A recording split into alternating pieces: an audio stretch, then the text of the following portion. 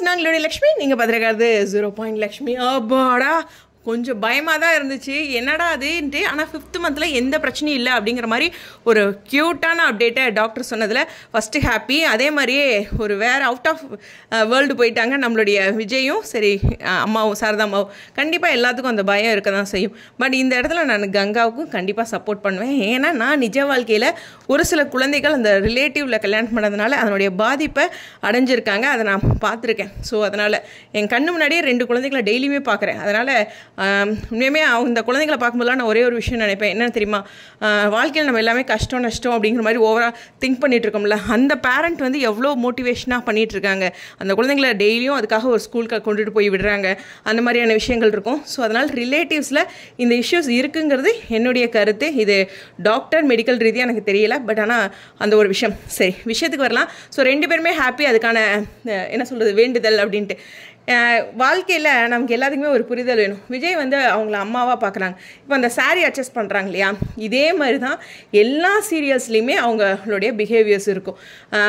உண்மையுமே காட்சிகள் படி அவங்க மாமியாராக இருக்கலாம், ஆனால் சுவாமி வந்து அவங்கள அம்மாவாக தான் நினச்சி செஞ்சுருப்பார். இதே மாதிரி தான் எல்லா இடத்துலையும் சக நடிகைகளாக இருந்தால் சில சீன்ஸ் ஓகே, அந்த சீன்ஸ்லேயுமே அவங்களுடைய மனசில் ஒரு விஷயம் இருக்கும் இல்லையா, இவங்க என்னோடய ஃப்ரெண்டு, இது காட்சிகளுக்காக அப்படின்ட்டு, இல்லை அவங்க கூட பழகும்போது அப்படிங்கும்போது அந்த தாட் வந்து எல்லாத்துக்குள்ளேயும் இருக்கும். நம்ம ஒரு வேலை செய்கிற இடத்துல பார்த்திங்கன்னா அந்த மாதிரியான ஒரு எண்ணம் நமக்கு வரும். ஒரே லாங்குவேஜ் தெரிஞ்ச 2 பேர் இருக்காங்கன்னா அந்த இடத்துல அந்த ஒரு புரிதல் நமக்குள்ளேயே வரும். நம்ம ஒரு ஹாஸ்டல் போகிறோம், நமக்கு டக்குன்னு ஒரு ஃப்ரெண்டை ஏற்படுத்திக்குவோம். ஏன்னா நமக்கு ஒரு ஏதோ ஒரு யூஸ்க்கு வேணும் அப்படின்னு டக்குன்னு பழகிறதுலாம் இல்லை, டக்குன்னு நீ தான் என் ஃப்ரெண்டு. எனக்கு ஞாபகம் இருக்குது, தஞ்சாவூர் படிக்கும்போது டக்குன்னு 2 பேர்த்த பிடிச்சேன் ஒரு அரை மணி நேரத்தில். அந்த மாதிரி எல்லாத்துக்குமே அந்த செட்டில் டக்குன்னு ஒருத்தர் 2 பேர் தான் சேர்த்துக்குவோம். இது வந்து ஒரு புரிதலுக்காக.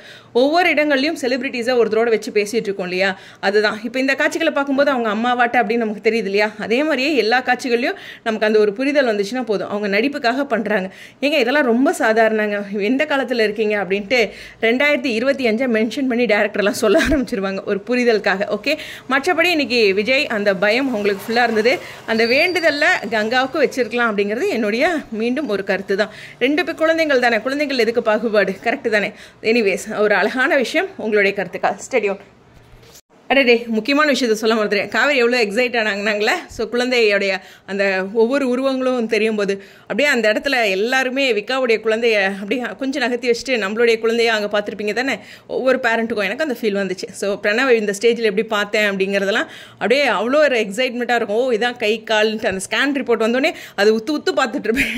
ஸோ அதெல்லாம் ஒரு special memories. So happy. Anyways, உங்களுடைய கருத்துக்கள் ஸ்டேடியம்.